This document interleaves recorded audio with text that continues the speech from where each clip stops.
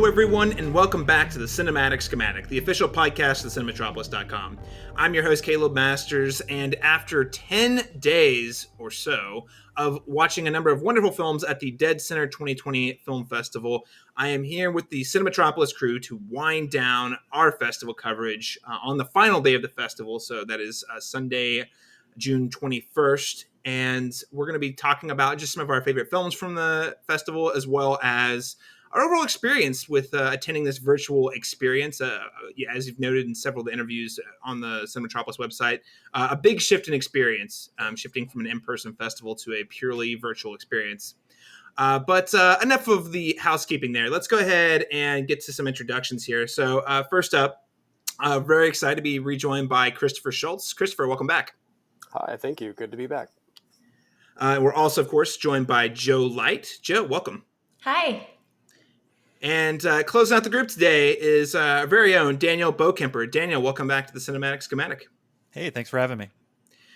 All right, everybody. So, man, what I'd say week and a half it's been. Let's just kick things off by talking a little bit about the festival experience overall. Daniel, how would you say your experience at deadCenter this year was?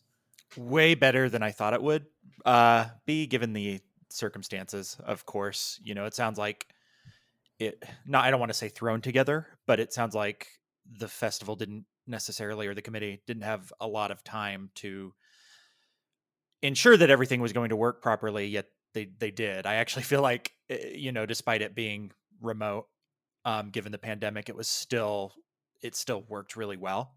The interface was very welcome, plenty of information about the film. And again, you don't have to stand outside in 90-degree weather waiting to get into a film, which is nice. I mean, the social experience of it is an important one of a film festival. And while there were, opportunities to do that, it still wasn't quite the same as, what it would be under normal circumstances. But overall, I think the committee did an excellent job in putting on the festival. And as far as just a viewer experience, it still seemed to go seamlessly. Yeah, I'm really glad you mentioned that. And for listeners who may didn't catch some of our interviews, I spoke with Lance McDaniel earlier this week, and you can find that interview linked in the show notes. But yeah, Daniel, talking about that timeline, it sounds like they didn't really make a clear decision until South by Southwest canceled. So that was early to mid-March. So you're looking at about in 3 months, they had to shift, something they basically planned for almost an entire year. So for 9 months, they had to shift to a remote only. And I think just given all of that entails, I think that's pretty impressive overall. Now, I mean, I think the question being whether or not it worked, it sounds like it worked for you. Joe Light, how was your virtual deadCenter experience this year? Yeah, I think I'm just going to echo what Daniel said. I think it went really smoothly. I was really impressed with how they pulled it off. The site worked really well for me consistently throughout the whole fest. I did attend one of the outdoor screenings. I know they had a couple of them. I went to the shifter screening, and that was also really safe. I felt fine about being in the parking lot across from Tower.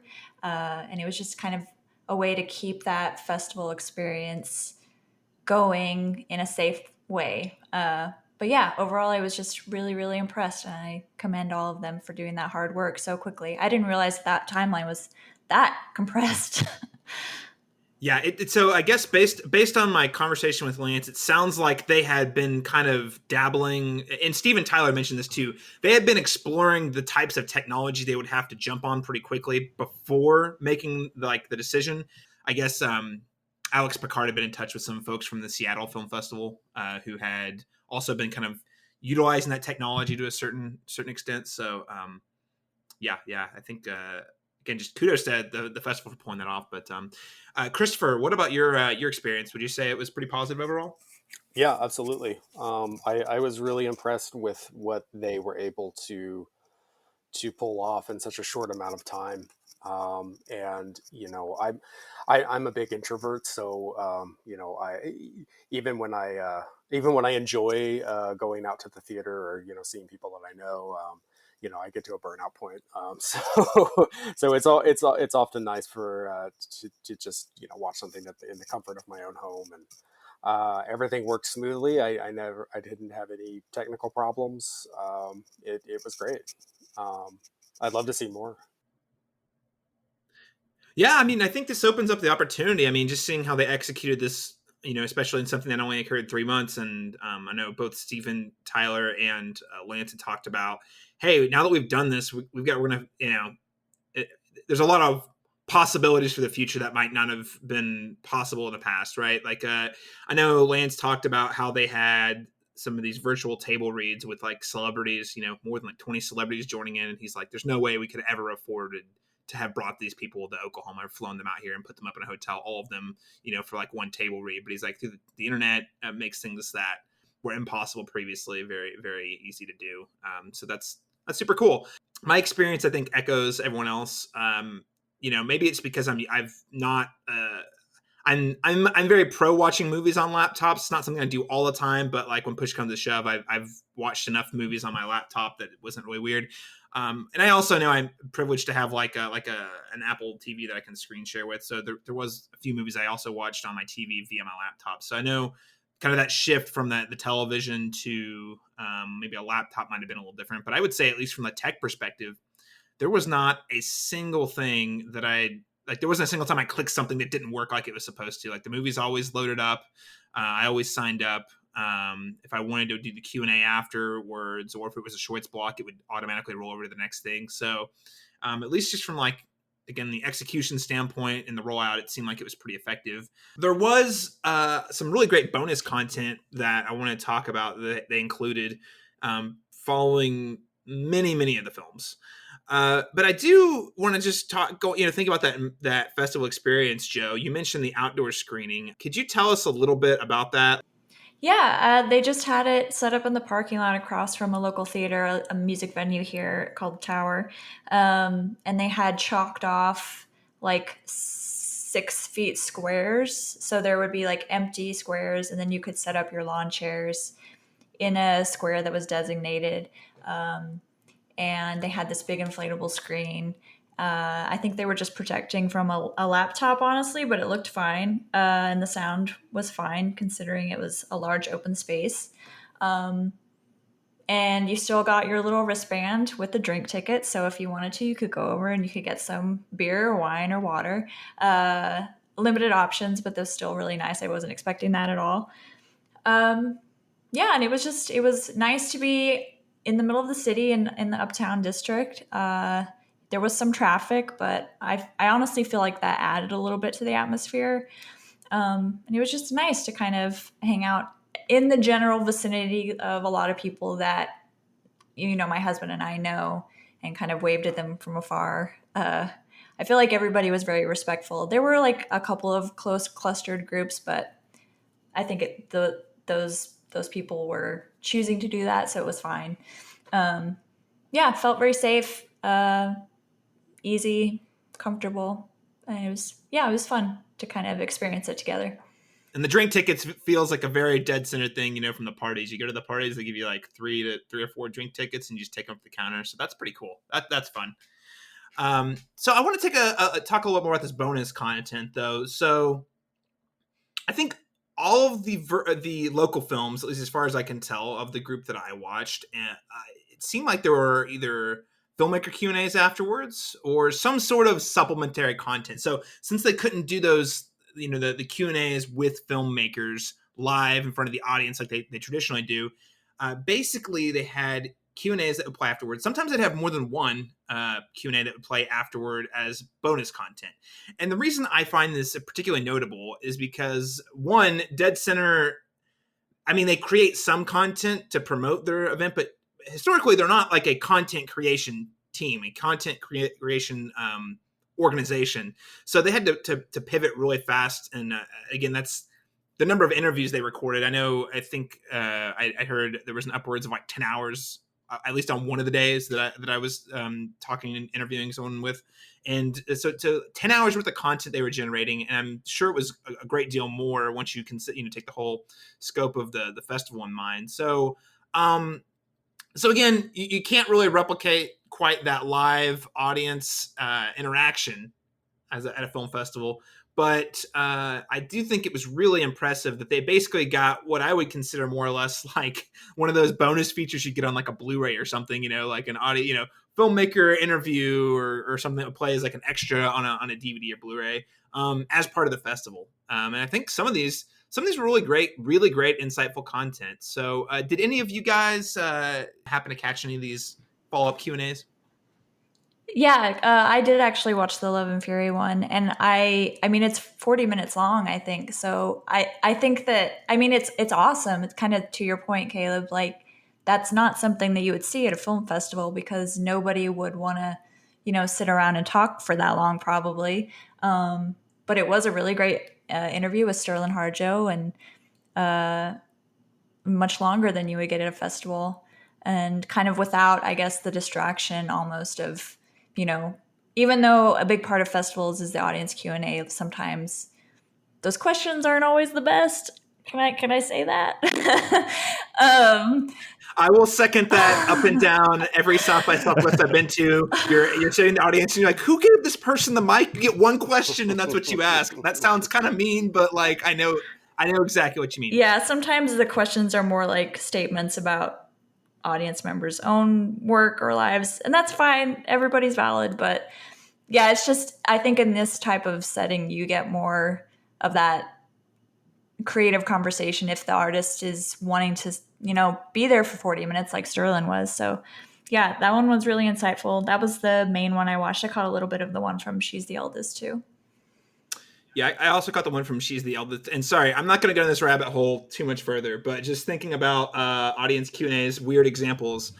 At the Isle of Dogs screening, I think it was 2 years ago, it was the closing film at South by Southwest. Mm-hmm. And I was actually extremely impressed by the number of cast members they had up there. They had, Wes Anderson, they had Bill Murray and Jeff Goldblum. It was, and like the writer was, one of the co-writers was there.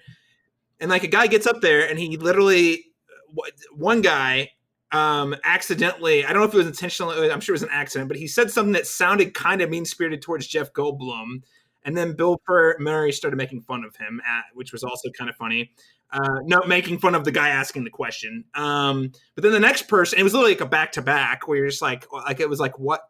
Please don't get on the mic. Another guy used the opportunity to pitch a project to Wes Anderson in front of like thousands of people in theater. And I'm like, dude, read the room, Shoot your shot, buddy. That's the best time to do it, clearly. In front of thousands of people at the world premiere of the new movie, yeah. So to have some we won't go down much further than that. There's a lot of other examples we could use, but like that's an example of maybe some of the weird, awkward moments you get at film festivals whenever the audience has the mic. That said, though, Joe, just to I think echo what you're saying there, the thing I like about these is a lot of times these Q&As or even these conversations with filmmakers are limited by the amount of time that they have at that venue because they're trying to cram so many movies in to some of these venues, like especially if they're like in the middle of the day, they might only have like 10 or 15 minutes maximum to like talk about their film versus these Q&As. Like I'm sure that there was some sort of studio time allotment, but it was certainly a lot more generous than you would get at an average film festival to kind of get that inside interview with the filmmaker. Enough about that though. Daniel, did you happen to catch any of these Q&As? So I don't believe I didn't see the option to on the short films. It may have been an oversight on my part, but and I don't believe the Dilemma of Desire had one either. I did not. I know Shifter did for certain. Didn't see that one, but I would like to give a kind of a shout out to not only, the Cinematropolis and kind of forwarding Shifter with the production diaries in that series you've worked with Jacob and Zach Burns on, but also I noticed the Gazette had I've never seen this from them before. And I think it was, again, acclimating to the pandemic, but they did video interviews with, I know Lance McDaniel, Jacob Burns had one, and it was with Brittany Pickering, the editor-in-chief of the Gazette. And I actually thought that was kind of a cool, again, kind of forced into doing something a bit multimedia because, print is a little difficult right now. But it brought kind of a more of a kind of local gravity to the festival that I thought was actually kind of cool. So no, I did not get the bonus content that DeadCenter themselves produced. I wish I had. It sounds like it was, they put a lot of effort into to kind of fulfilling that festival experience while also trimming down the the more kind of eye rolling parts of it. But again, just to see a little bit more extra local media kind of built around it in a way that you don't normally see. I thought was really interesting and kind of helped, get a little more excited for a festival that, you don't typically see, as I guess you don't see it in that form. So it's a bit different. You have to go out of your way to find those things, but to, just see it kind of publicized in that way was pretty cool and very insightful too. Mm-hmm. Yeah. Brittany did a good job. Yeah, huge shout out to the Oklahoma Gazette. Showing my bias here, but I'm a big fan of the publication. They really did a great job at innovating and stepping up to produce a lot of very cool multimedia content. And Daniel, I think just to take that a step further, I think the thing I'd like to say is just there's been a lot of things this pandemic, and this is a whole other podcast, but there's been a lot of things in this pandemic that we probably had the resources to do, but never really thought about how to do it or took the time to do it. But because everyone's at home, have nothing but time to figure out how to do things differently. And I think we're starting to see in a lot of ways, and as the festival as a whole, I think is an example of this even, we're starting to see the ways in which we can do things differently. That is really exciting. I'm not saying the pandemic's exciting, but yeah, seeing video interviews like that coming out of the Oklahoma Gazette, or seeing a lot of more Facebook Lives or Twitch streams around DeadCenter content.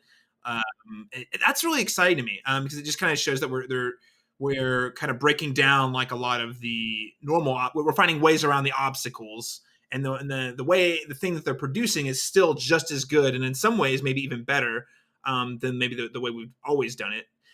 That said, you still kind of lose that face-to-face time, or you still kind of lose that excitement of being in the same room as the filmmaker that you respect or admire or want to know more from. So I know there's a loss there, but no, I think kudos to a number of the publications.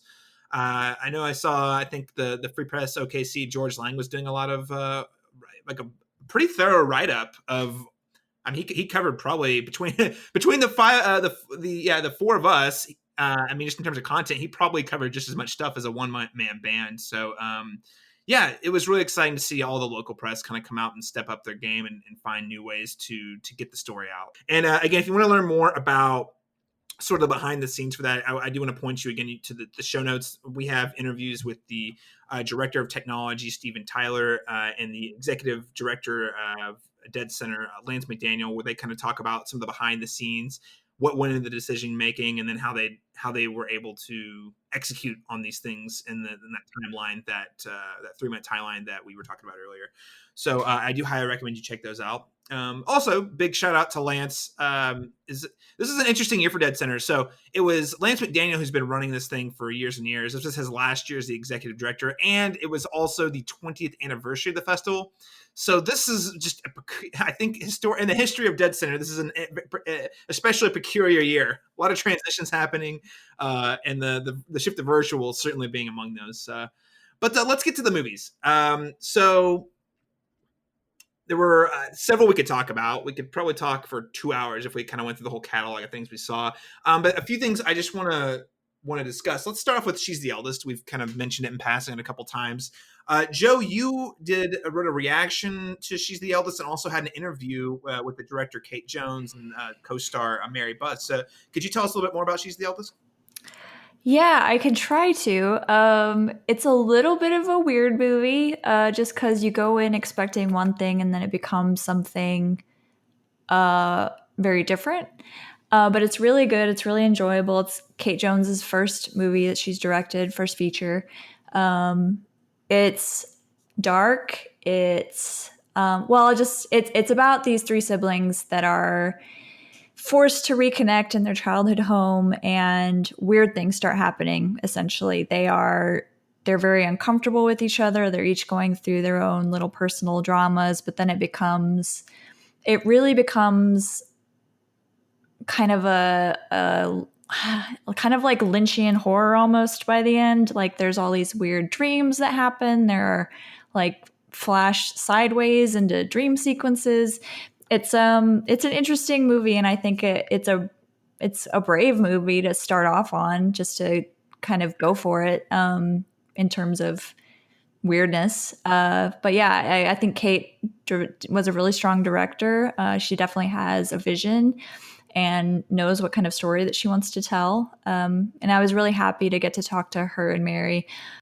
And it was just a really interesting conversation. It's much longer than what was published. We talked for probably 30 minutes just about the film scene here. But yeah, they're both really, really smart, really, really talented, and really happy to support them locally.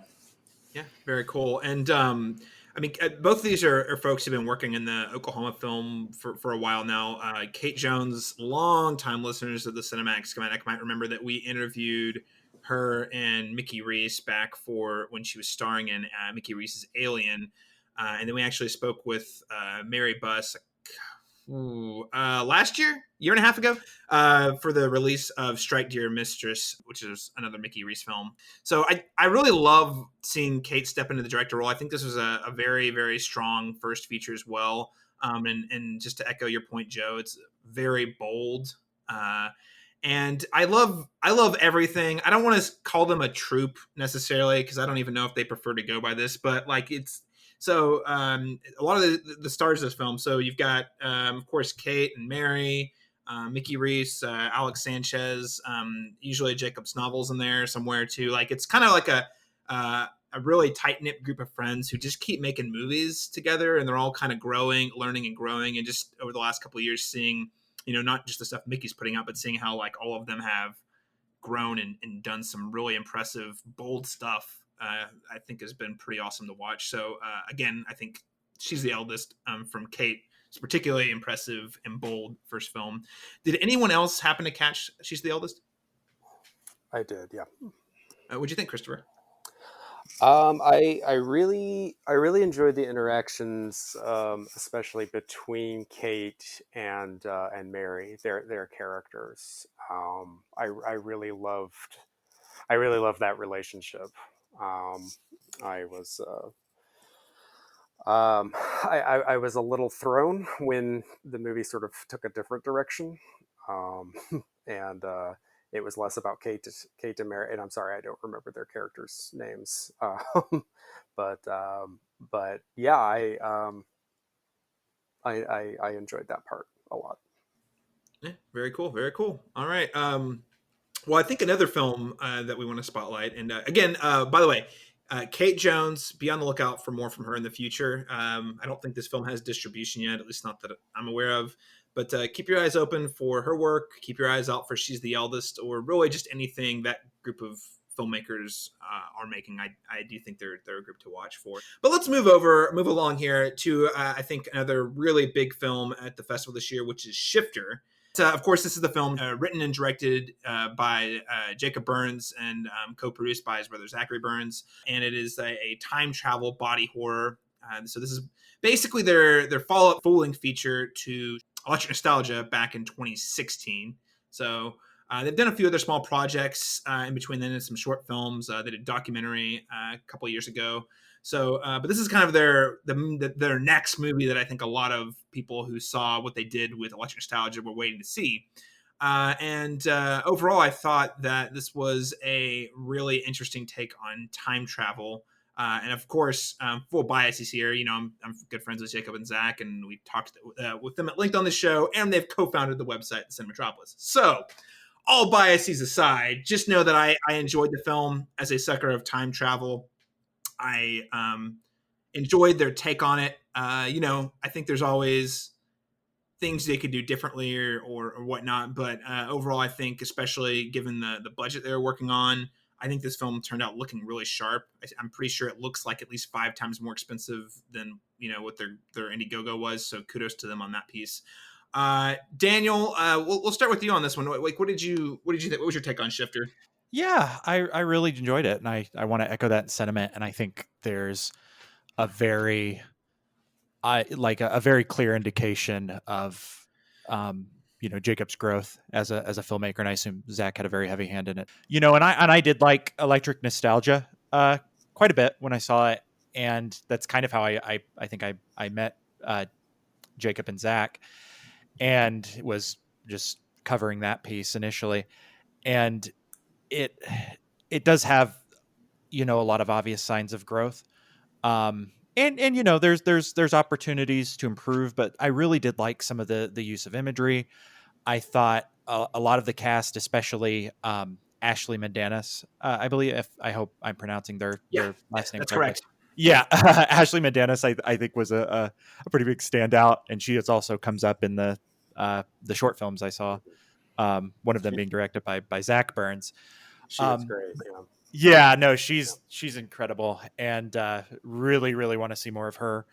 But I did think the take was very interesting, and I do like, in a lot of films, the local films I saw this year, and I think maybe in just general, it's kind of hard to not avoid the contrast of Oklahoma between the rural and urban, and how quickly it shifts between that.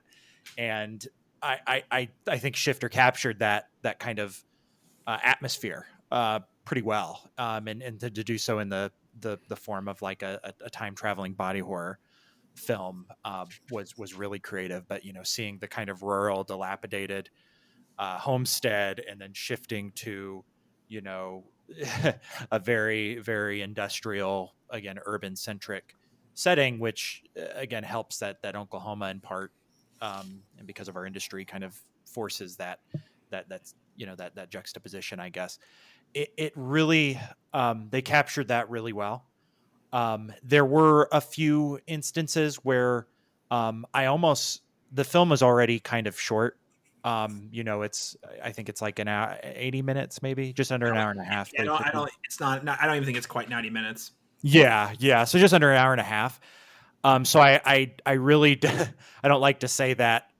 I feel like maybe if it was just a little bit tighter, I don't know what the correct solution would be. Unfortunately, I'm not, personally a filmmaker, but I do think if it was a bit maybe tighter, as far as some of the dialogue and interactions were concerned, just making it a little more succinct, probably would have helped it a bit more. But even in saying that, it was still a really fun experience. I definitely got vibes of Cronenberg's The Fly watching it, and I do think the actual transitions they made, some of that weird like lava lamp blood tearing-esque like little like transitions they had to kind of emulate the molecular destruction of I believe it was Teresa, played by Nicole Fancher, who did well in that role as well. It really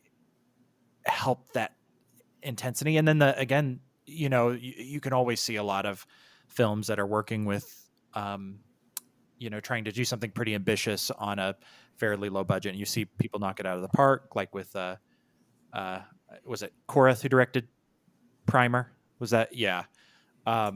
You see filmmakers like that do something really incredible and conceptual on a very low budget, and sometimes you want to do something a little more visual, but there's always that challenge to make it look right. And I actually think, as far as the body horror you see in this, the destruction of oneself, like, it was really chilling, and they were able to implement it in a lot of creative and interesting ways.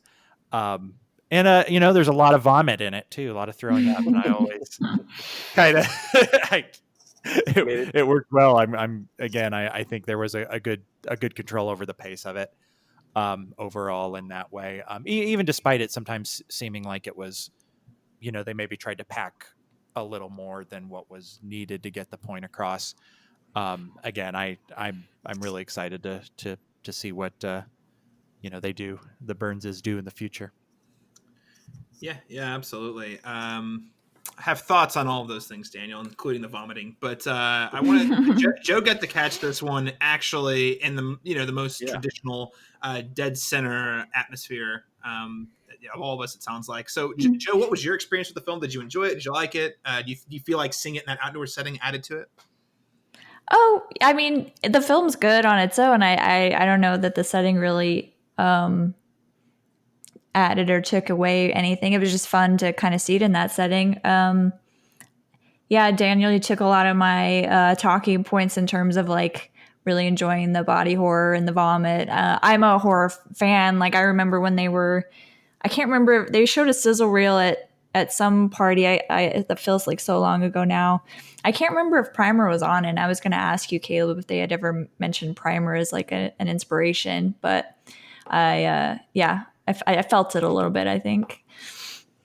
Yeah. So I don't believe, at least on air, they've ever said Primer is a specific example. They've actually been asked about that a few times, if I recall correctly. Sorry, it's been a couple of years of interviews, but but I believe they've been said this sounds like Primer, and they're like, well, actually, it wasn't inspired by Primer. It was like one of those scenarios. But if I recall correctly, that said, I think just when you're looking at how to make a time travel film on a micro budget, I think Shane Carruth really did kind of wrote the playbook on that one. So.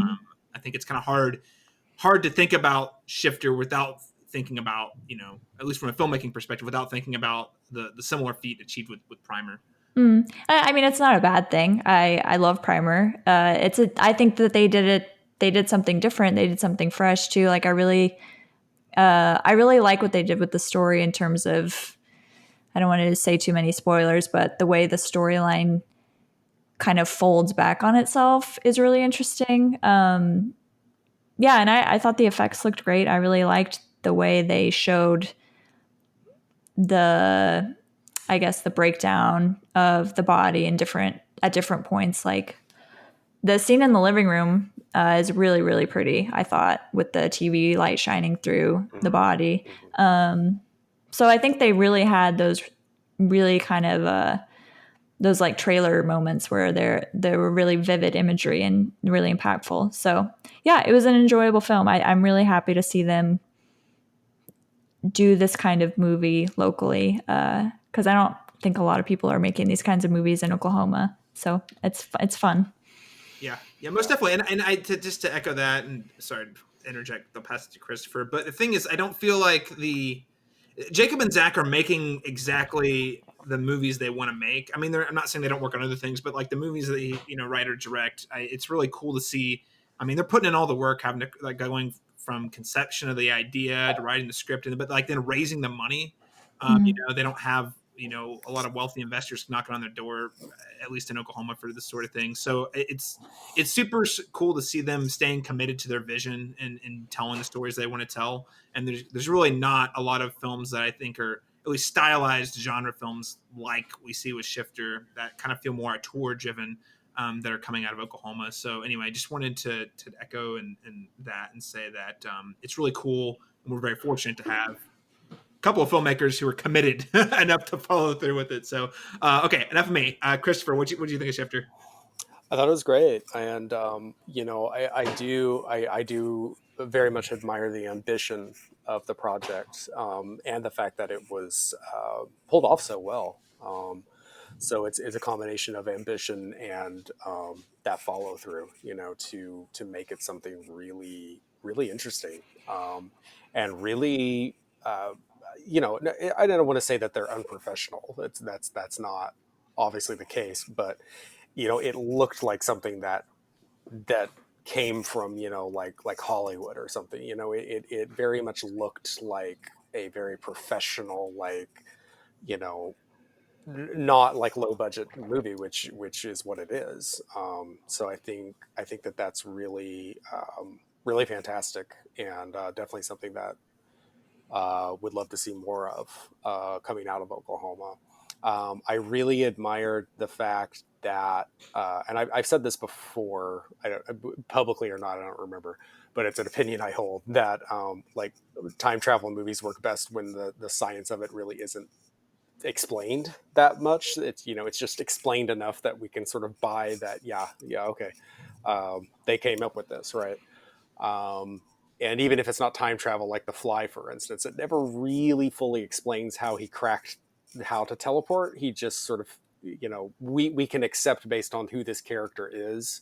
And the isolated life that he lives, that, yeah, he came up with this for sure. Like we see the machine, we see his theories, we hear some of his theories, and it's believable. And I think they really did a good job of echoing that in this film. Where we see a little bit of her journals, we see a little bit of how she's worked this out, and we can tell that she's a brilliant person.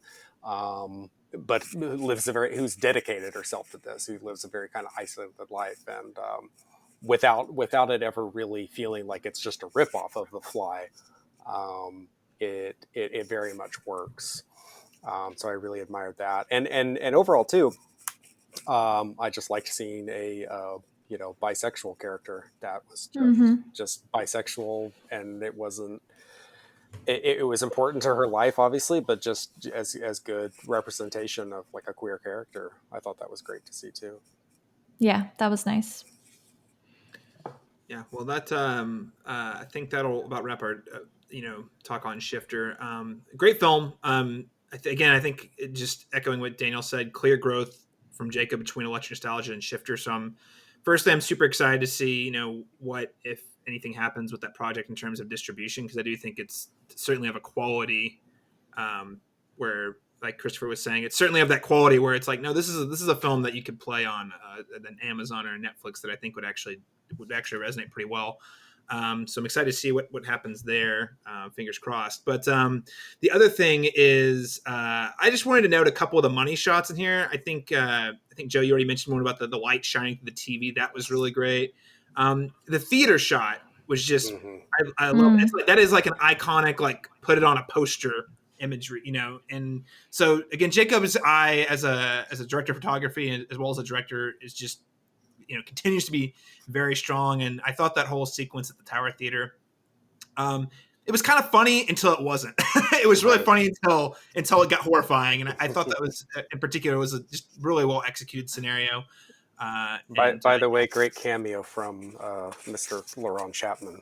That's right, in that friend of the show. Yeah, recurring guest co-host Laurent Chapman, director of You People. Yeah, that was that's a nice touch there. Okay, well, let's so Shifter, guys, check it out. I don't think it's not been picked up for distribution.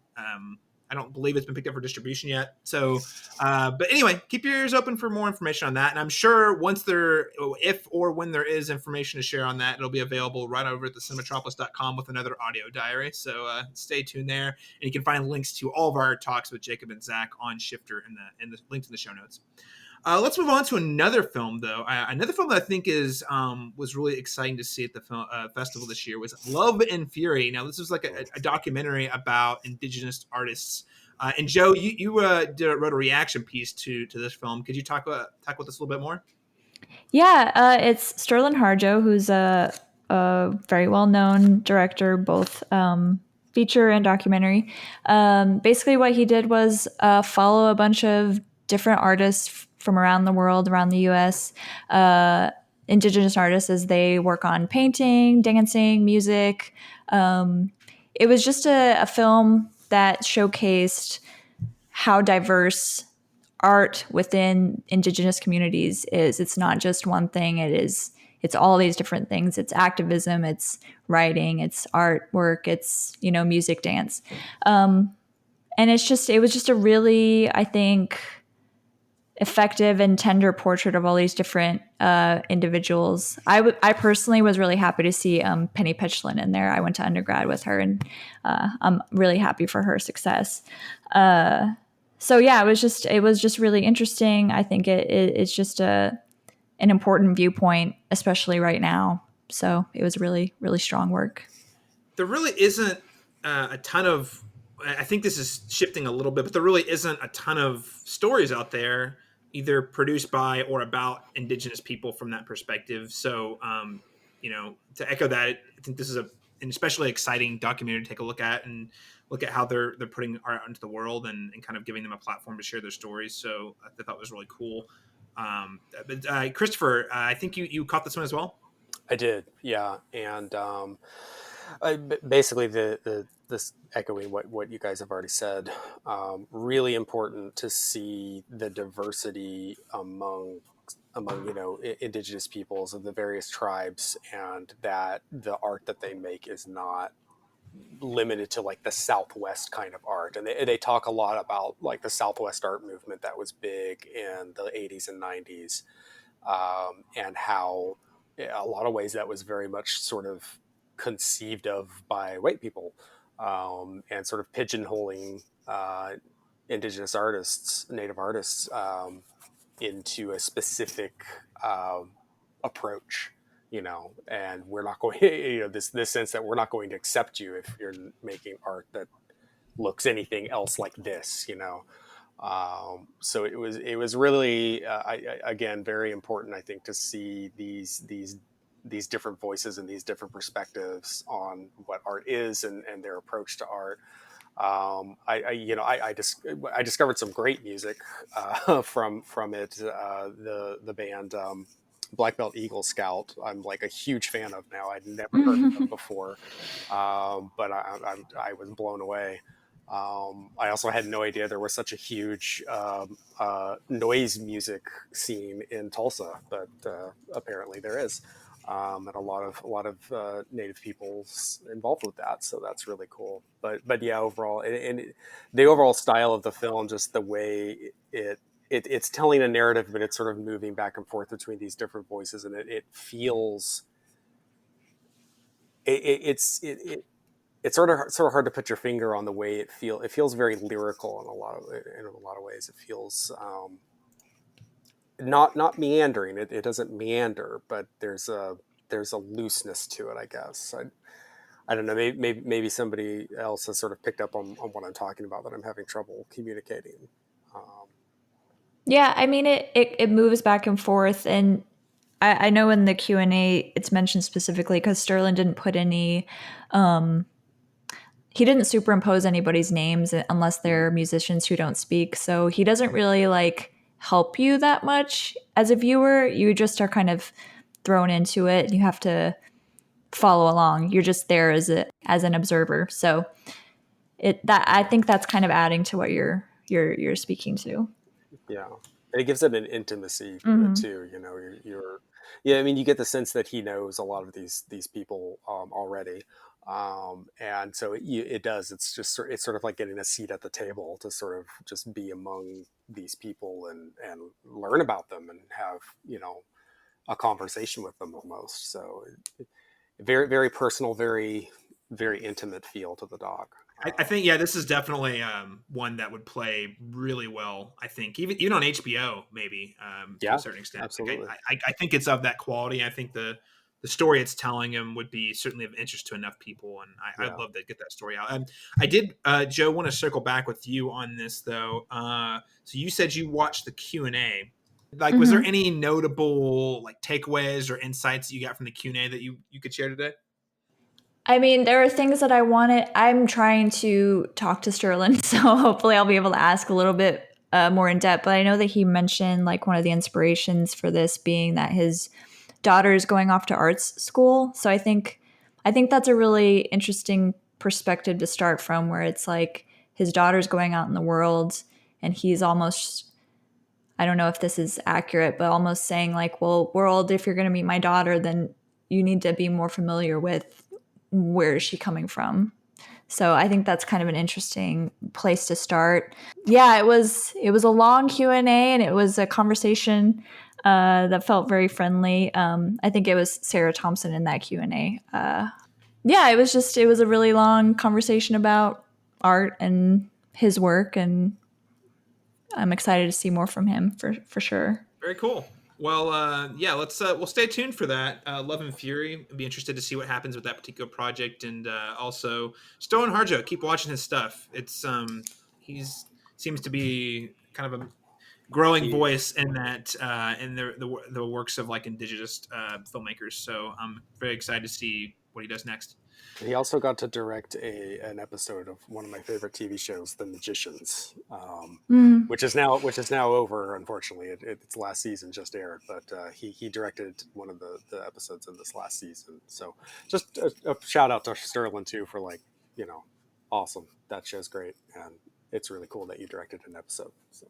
All right. Well, thank you for sharing on that, everybody. Keep your eyes open there. So this is already going much longer than I had anticipated. So I'll try to keep this next section. We'll kind of do a round robin pretty quickly here. Other noteworthy features or documentaries that were from outside of Oklahoma. So, Christopher, you wrote a write-up on a film that caught my interest in particular, Breaking Fast. Could you tell us a little bit about that? Again, just a wonderfully charming movie. I said this in the review, but it is just a sweet, nice, like very engaging story, and it delves with like the conflict. It never really gets dark, I guess is what I'm trying to say, even though some of the conflict that arises between the characters is a bit dark. But I mean, essentially it's sort of like a romantic drama, comedy, dramedy, if you will. And it just, yeah, I don't know. It's just, you feel, you get the warm and fuzzies watching this film. But so anyway, the plot involves a Muslim man living in West Hollywood. He's a doctor. He's openly gay, and that's sort of the crux in it. You know, some of the other characters talk about this. Is like, is it weird to be an openly gay Muslim man? Like, isn't that a problem with your religion? And it's a point of learning where it's like, there's nothing really in the Quran that abolishes homosexuality. Like, it's just, there are different sects within Islam that have sort of become bigoted in that way, and that's also addressed in the film in very powerful ways, in ways that you wouldn't expect too. It's not a situation where the film is pulling the rug out from under you, and now we're watching a different film. It just it very much comes up organically, these conversations about faith and sexuality, and even outside faith, just what your past does to you, how you react to your past and your family, and not really to give away any spoilers, it has a happy ending, but yeah, just these really profound conversations within this just very sweet love story. So I really liked it. I really hope to see it, get some distribution, get a wider release somehow. Again, I keep saying Netflix like that's the only platform that's out there, but I know it's one of the most popular. But again, I could easily see this popping up on like a Netflix original film or something like that. So, yeah. I mean, if Netflix can spare Marty $200 million to de-age some guys, sure they can spare, like, I don't even know, like what, $1 million on or $500,000 on some of these movies, So. Yeah, absolutely, yeah. So I don't know if anyone else was able to catch it, but hopefully when it comes around again, when it's somewhere out there for available to viewing, definitely check it out. All right, very cool. So that is Breaking Fast. Keep your eyes open on that piece. Right, so yeah, we're going to keep this round robin, just kind of moving on to the next film. And another film, Joe, that you saw was called Test Pattern. Could you tell us a little bit more about that? Yeah, it was a drama about, it's not an easy one, but it's about a woman who is sexually assaulted, and then the next day her boyfriend is driving her around trying to get her a rape kit, essentially, is the movie. It was gorgeous. It looked beautiful. The actors were all really, really strong. And I think the director, she's a writer-director, Shatara Michelle Ford, is one to watch. Very cool. Very cool. So that's called Test Pattern. Daniel, I think we're gonna move here over into the documentaries here for a moment. So you saw a documentary called Dilemma of Desire. Can you tell us a little bit more about that? Yeah, an incredible, just eye-opening film about something it's been, it's for, I think, most critical thinkers, it's pretty obvious, but it's not something that people are forced to reconcile with very often. But it's a documentary from Maria Finizzo. I do not know if she's done anything previously, but it largely follows the I guess, the lack of concern, or the kind of the male centric, society that we live in, that's very, very also penis centric, as opposed to, clitoris centric, or it basically looks at how pretty much every piece of our society, down to education and of course health, and then broader into advertising, lacks a fundamental understanding of both not only women's health but women's pleasure as well, and how it kind of it moves so well, and I won't strain into too much detail, because there is just so much ground it covers in a very short amount of time, but still does so very excellently. But it kind of starts off looking at how textbooks, even biology textbooks, for years and years and years, and even now, and those that are continuing to be published and will be published, have a lopsided view of human anatomy, specifically human sexual anatomy.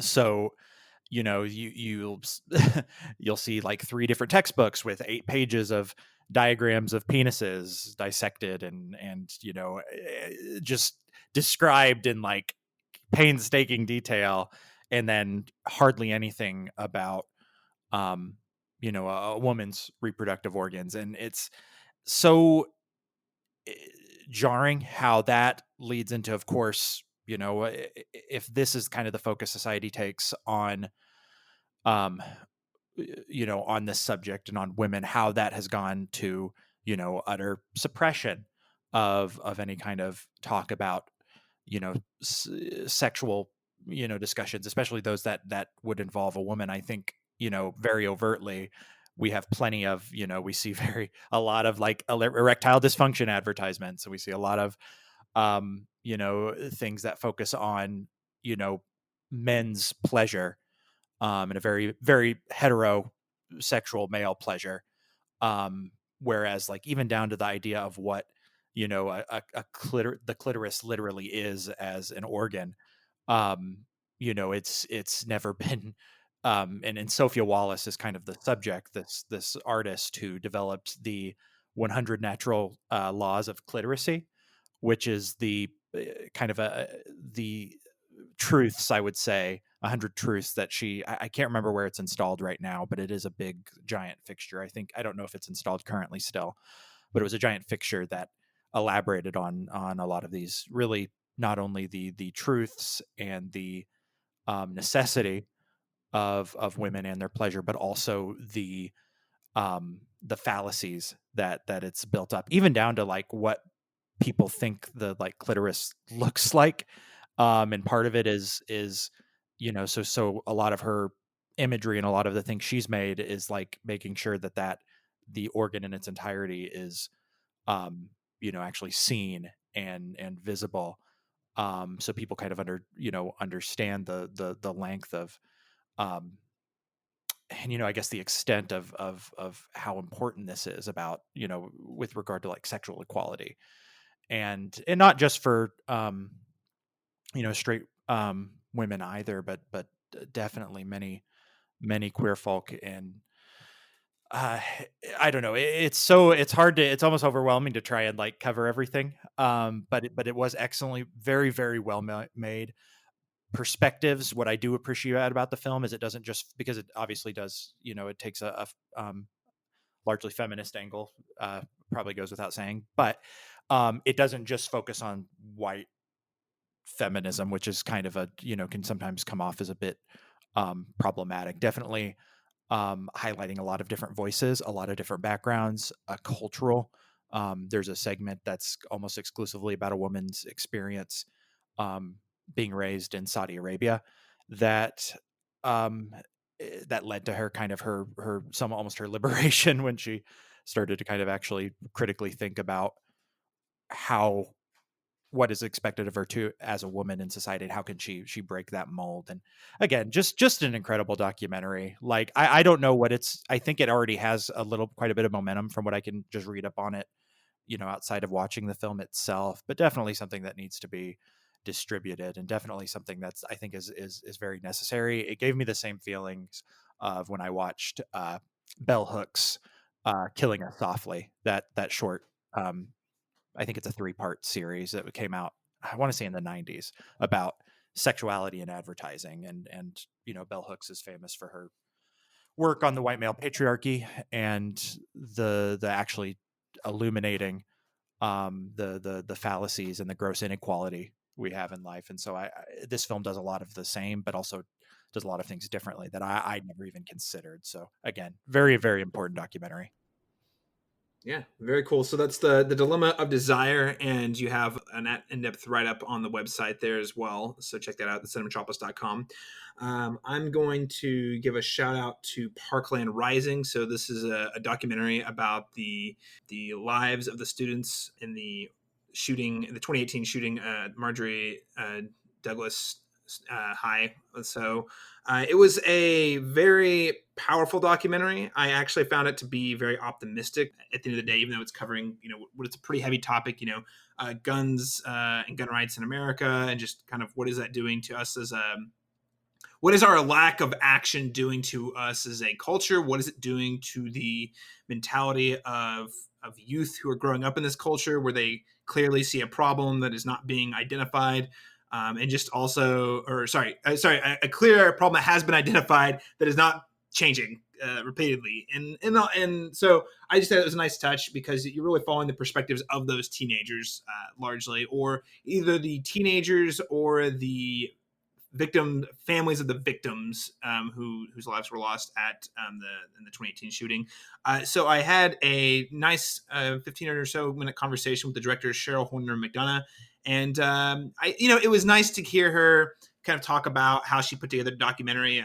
Documentaries are always a big undertaking, so kind of getting her take on exactly, okay, this thing happened. Obviously, it's a national tragedy. Like, how fast were you able to move on it and fundraise and all those aspects, and also just kind of get her takeaways from the experience, as well as kind of what she hopes the audience takes away from the documentary. So again, that's Parkland Rising. If you are at all interested in learning more about what have the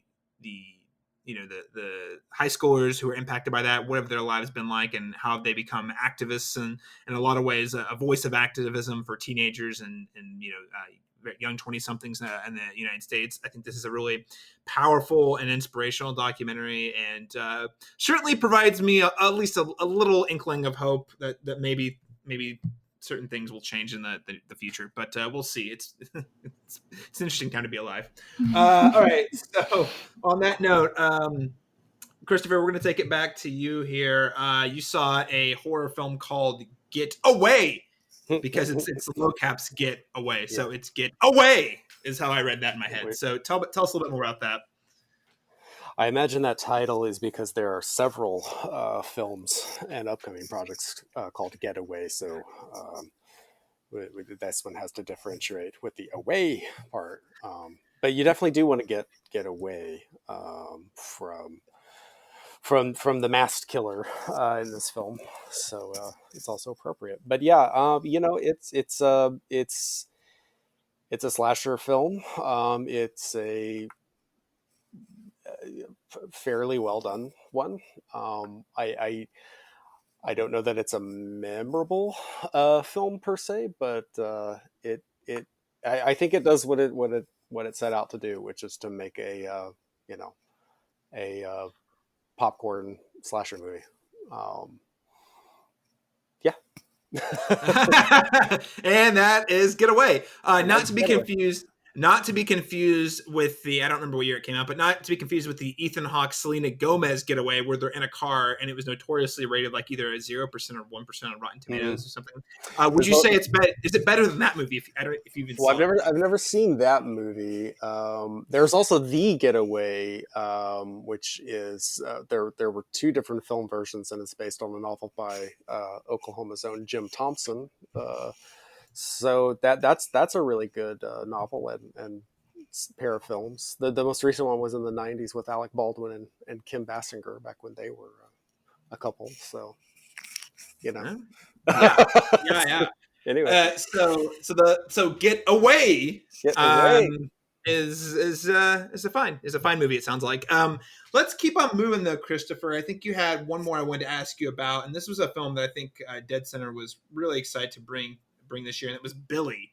Could you tell us a little bit more about Billy? Billy is basically, so it's an important thing to watch, but it's heavy duty.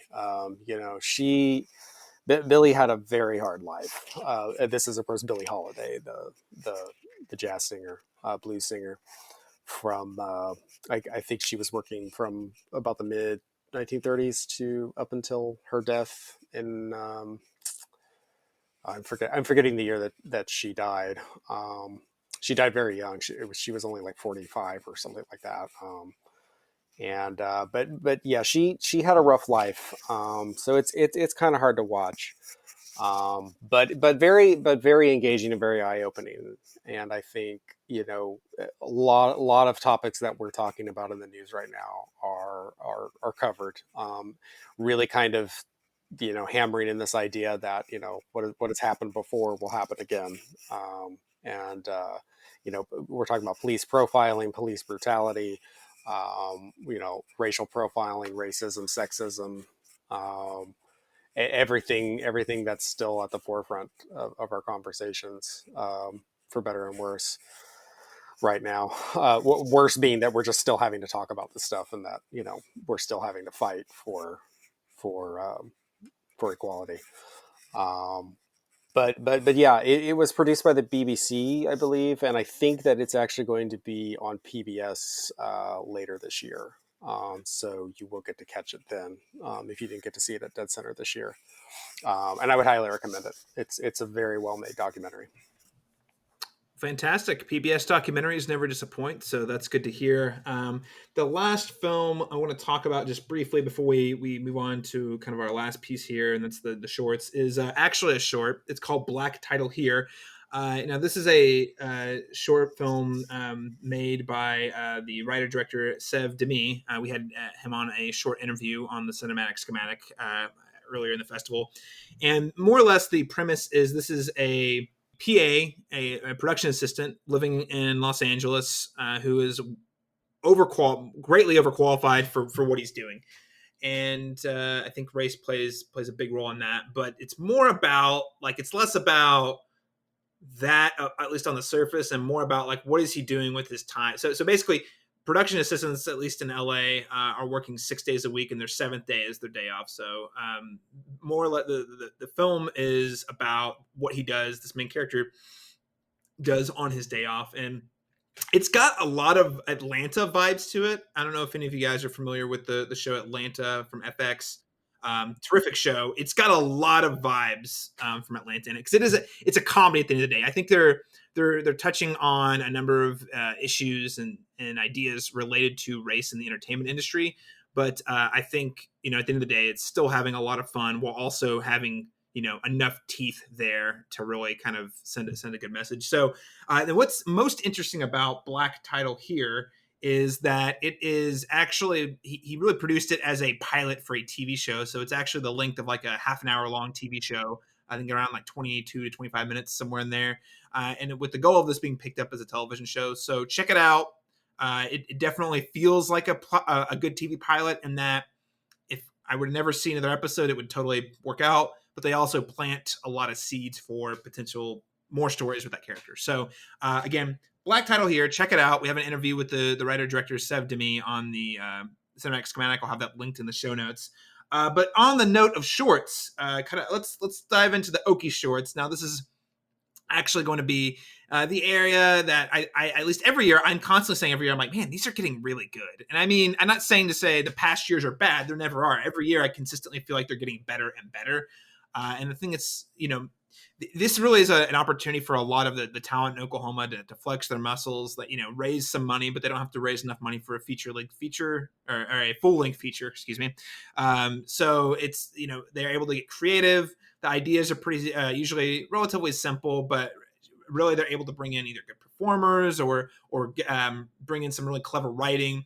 So the Okie Shorts block has, again, historically, at least as long as I've been going to deadCenter since 2014, has always been a really fun block to attend and see exactly what's coming out here. Now they broke the Okie Shorts into 2 blocks this year.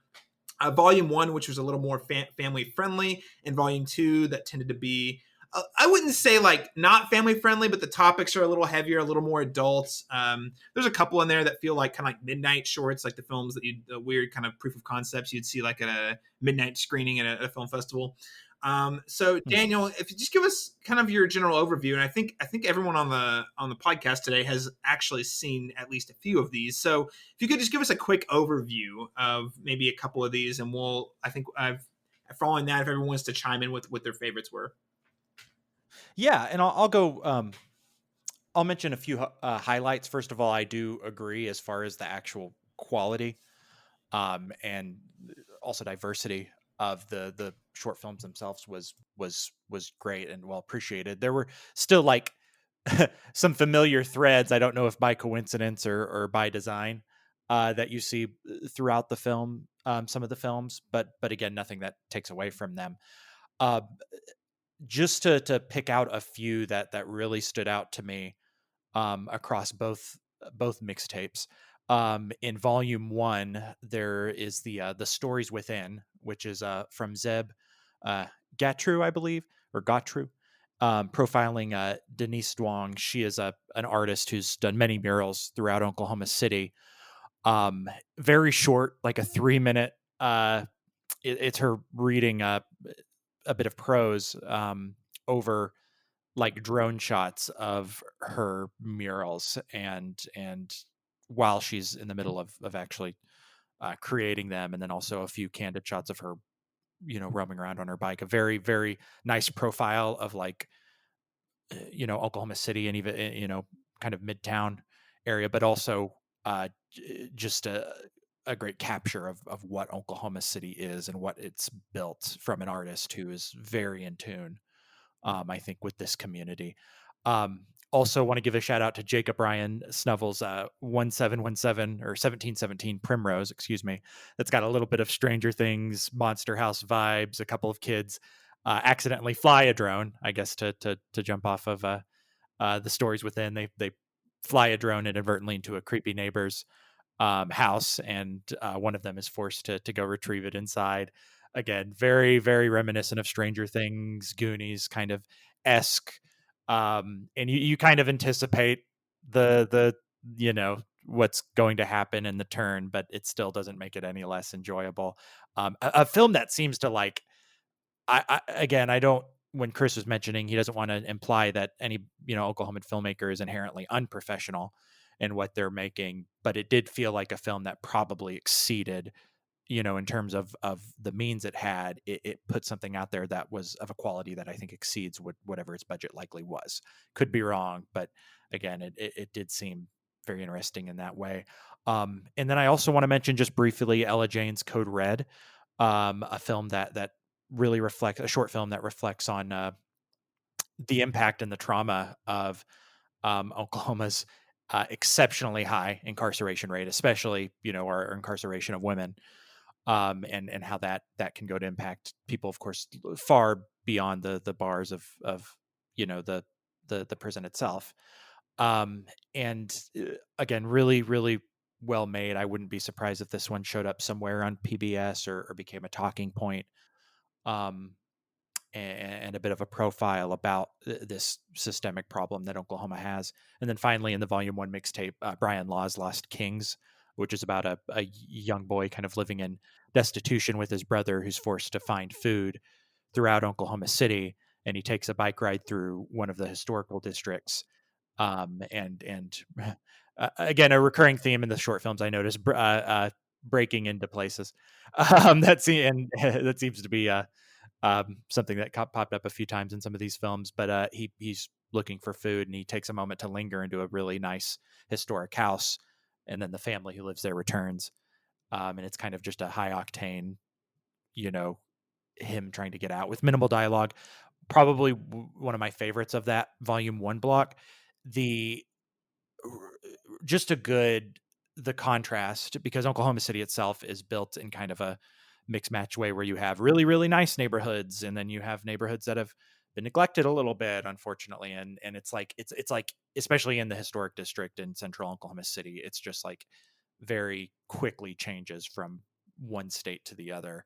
And so to have like, a couple kids starving to death on a street over from where you have somebody with this like massive house and like 3 SUVs. It really captured a lot in a very short amount of time about Oklahoma City itself. And I think kind of the epitome of what you want to see if you're going to be a film that's going to be about Oklahoma, it's one of those aspects that is really epitomizes, I think, what's to be expected, and a good example of a short film that you might catch here in these blocks. And then just to again go over the mixtape volume 2 very quickly, which is Caleb mentioned, it is a little more less family friendly. There's a few more F-bombs and a bit more violence in those, but again, still not to say that dilutes from them at all. Zachary Burns' Home Sweet Home was really great, a lot of fun, just a short little kind of funny, quirky horror piece starring shifters Ashley McDaniel. I know I mentioned them earlier, but just to see them again here and to be the star of this short film, really, really, really enjoyable. Definitely something to look out. I'm sure people will be able to catch it. Another one I'd like to mention is Charles Elmore's The Chest. I know Caleb conducted an interview with the director, I believe, that's on the Cinematropolis right now, that everyone should listen to. But again, just a nice, very short, witty, probably some of the best dialogue of the of all of the short films, Okie short films I've seen from this year's selection, and kind of has this bit of a like modern fable to it.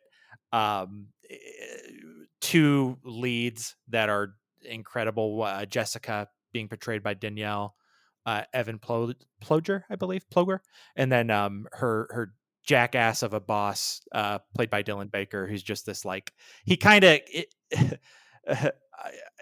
I don't know how to describe him best, but you've seen this character, and when you see it, you'll know this just never shuts up. Always pompous, always trying to break you down, but never seeing their own, the clout they've kind of tried to create for themselves just blinds them to so many just obvious shortcomings they have. And you kind of see a combination of comeuppance and vengeance and turns and twists that, again, very impressed to see this in a short film. I think it has the legs to become maybe could be adapted into something longer if the director felt the need to. I think the cast was there as far as strength. So I definitely am excited to see more from Charles Elmore. And then just two more I wanted to mention. Brandon Jerome Jones's Justin, which is a film that takes place in Tulsa. It's very relevant, I think, especially today as we're recording this. It's a film about a young black man who dies ultimately at the hands of police while he's unarmed. And it is difficult to watch. It's very well woven with actual police footage and actual commentary. And then again, just kind of a very, very precise dramatic recount. Also features a cameo of our own LaRon Chapman. That is kind of takes place in the really the shadow of the Tulsa Race Massacre. And that imagery is always evident. And again, now, if any, is a time to watch something like this. So I will say, as far as what I feel might be the most important of the shorts, that if you had to choose one to just see, I would, likely insist that you catch this one, even if it, it's a very necessary discomfort that you feel through something like this.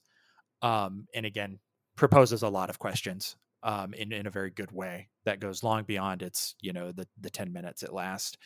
And finally, just to I wasn't going to mention this one, but I think Caleb, with what you mentioned about Parkland Rising, I think it's very important to also pair that with McKinley Lair's You Know the Drill, which is a short documentary just about something I never experienced. And I think most of us might be a little a little too old to have go through it pretty regularly, but the armed shooter drills, they now have it at a lot of schools.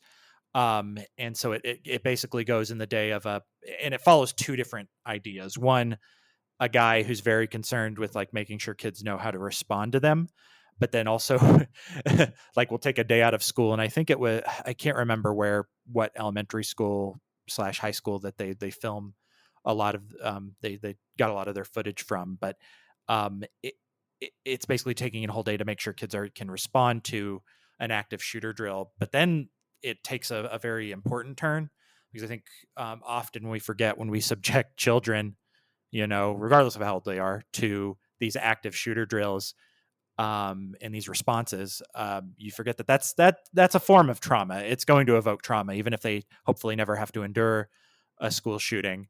There is a trauma that gets built from that. And so part of the documentary, you hear the voice of a child psychologist who is trying to look for something a little bit, more useful to address this, because unfortunately a lot of the damages are already going to be done. And it's going to take, I think she estimates like 17 years is how long it takes to work back a lot of trauma that can be the result of, again, not even necessarily experiencing a shooting, but having to go through the rigmarole of the drills. And it's not like the documentary is going to propose a very solid answer of what we should do entirely in this situation, beyond the obvious of, maybe a few less firearms in the world would probably go a long way. But it gives you a couple things to wrestle with without framing anyone as utterly wrong in their response to how to, protect people from it. But again, a lot of really, I ended up listing more than I think I was anticipating. And that's just because they were that strong. I think consistently there were, none of the short films themselves I actually found myself like trying to tune out of, which sometimes it can be easy to do.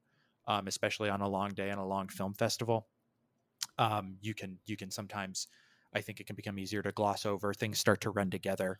Not the case here. And maybe that has something to do with the virtual festival, but I really doubt it. I think it has more to do with just the increased quality of entries. Well, and I will say, just if you've been to film festivals that play a lot of shorts blocks, Dan, I like how you're pointing out how they all feel pretty strong. Even great film festivals that have great shorts in them, inevitably, usually you find like one or two that stand out much higher than the rest. But whereas this case, it sounds like most of these all stand pretty strong on their own. So I think that's pretty cool. Yeah, absolutely. Joe, I think you caught the shorts blocks, or at least some of the shorts. Could you tell us, just give us a couple of your favorites and maybe a quick reason why? Yeah, I really liked the chest too. I just thought it was well done, and really happy to see that talent in Tulsa, I believe it was shot in. So that was nice. I also really liked Guessing Game. It's just a 8-minute sort of, I guess you'd call it horror. Yeah.